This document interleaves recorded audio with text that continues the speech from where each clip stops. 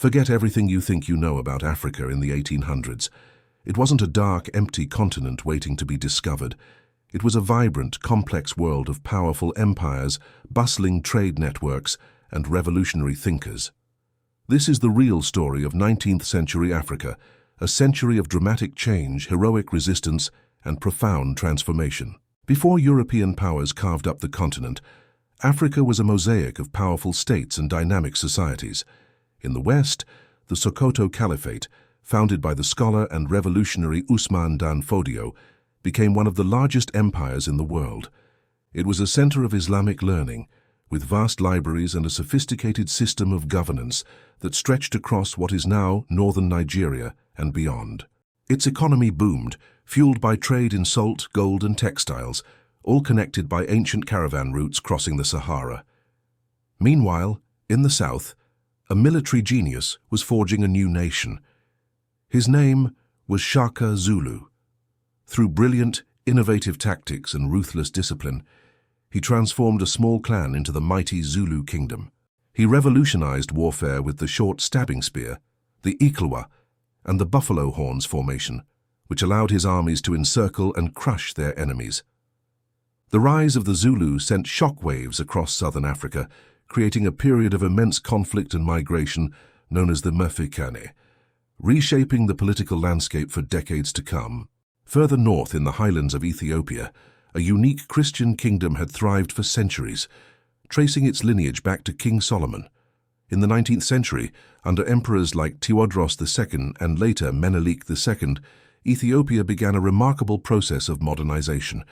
They built roads, introduced modern education, and most importantly, began to centralize power and equip their army with modern firearms. This foresight would prove crucial. While other African nations fell to European armies, Ethiopia stood ready to defend its ancient independence. Across the continent, trade was the lifeblood of society. Great market cities like Kano and Timbuktu were cosmopolitan hubs where merchants from North Africa, the Middle East, and Europe exchanged goods. But the nature of this trade was changing. The horrific transatlantic slave trade, which had devastated West and Central African societies for centuries, was slowly declining due to abolitionist pressure from Britain and others. However, a new, insidious form of trade was on the rise, the demand for resources like palm oil, rubber, and ivory. This so-called legitimate commerce pulled Africa deeper into the global economy, but often on unequal terms, setting the stage for future exploitation. The second half of the 19th century brought a storm cloud over Europe. Fueled by industrial ambitions, national rivalries, and a twisted sense of racial superiority, European powers saw Africa as a prize to be claimed. This ignited the Scramble for Africa. In 1884, they gathered at the Berlin Conference, and without a single African representative present, they drew lines on a map, partitioning the entire continent among themselves. They ignored ancient kingdoms, ethnic boundaries, and natural geography. This single act would sow the seeds of conflict and instability for over a century. But Africa did not submit quietly. The invasion was met with fierce and heroic resistance across the continent. Samurai Toure, the brilliant leader of the Wasulu Empire in West Africa, waged a masterful guerrilla war against the French for nearly 2 decades. His Mandinka warriors were disciplined, mobile, and expertly used the terrain to their advantage, becoming a legend of resistance. In what is now Ghana, the Ashanti Empire fought a series of wars against the British. The Queen Mother, Ya Asantewa, famously led the final rebellion, the War of the Golden Stool, declaring, "If you, the men of Ashanti, will not go forward, then we will. We, the women, will.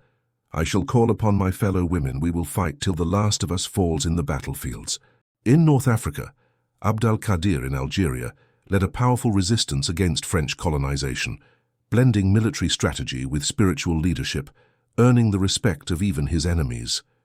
In Sudan, Muhammad Ahmad proclaimed himself the Mahdi, the prophesied redeemer of Islam, and led a massive uprising against Turco-Egyptian rule, which was backed by the British. His forces famously captured the city of Khartoum in 1885. These acts of defiance, though often ultimately unsuccessful against superior European firepower, demonstrated an unbreakable spirit of independence. And then there was Ethiopia. In 1896, Italy, confident in its military superiority, invaded. Emperor Menelik II had been preparing for this moment. He had spent years stockpiling modern weapons and uniting the country's various factions. At the Battle of Adwa, a massive Ethiopian army, over 100,000 strong, confronted the Italians. In a stunning and decisive victory, the Ethiopians utterly defeated the colonial army. Adwa was a thunderclap that echoed across the world. An African nation had decisively beaten a European power on the battlefield. It became a beacon of hope for colonized people everywhere, a powerful symbol of African strength and a testament to the power of unity and preparation. By the end of the 1800s, the map of Africa had been violently redrawn. With the exception of Ethiopia and Liberia, the entire continent was under European colonial rule. The century that began with powerful African empires and flourishing cultures ended with foreign domination. But the story doesn't end there. The seeds of resistance planted by heroes like Samori Touré, Ya Asantewa, and Menelik II would grow into the powerful independence movements of the 20th century.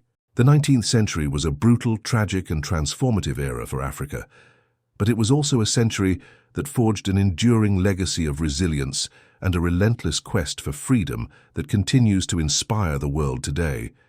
Thanks for watching this journey through a pivotal century in African history.